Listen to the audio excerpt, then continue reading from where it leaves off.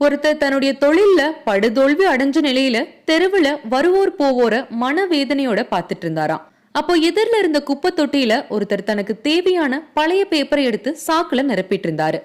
கொஞ்ச நேரத்துல இன்னொருத்தர் அதே குப்பை தொட்டியில தனக்கு தேவையான பாட்டில்களை எடுத்துட்டு இருந்தாரு. மறுபடியும் ஒருத்தர் தனக்கு தேவையான பழைய பிளாஸ்டிக் தட்டு பேப்பரை எடுத்து சாக்குல போட்டுட்டு இருந்தாராம்.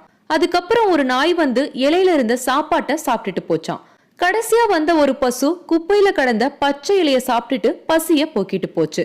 இத பார்த்த அந்த தொழிலதிபர் தனக்கு தானே சொல்லிக்கிறாரு, ஒரு சின்ன குப்பை தொட்டியில இத்தனை பேர் பிழைச்சு வாழ்றாங்கன்னா இந்த பறந்து விரிஞ்சு கிடக்கும் இந்த உலகத்துல நம்ம எல்லோரும் எப்படியெல்லாம் பிழைச்சு வாழலான்னு தன்னுடைய மனசை திடப்படுத்திக்கிட்டு தோல்வி அடைஞ்ச தன்னுடைய பழைய தொழில தன்னம்பிக்கையோட ஆரம்பிக்க கிளம்பினாராம்.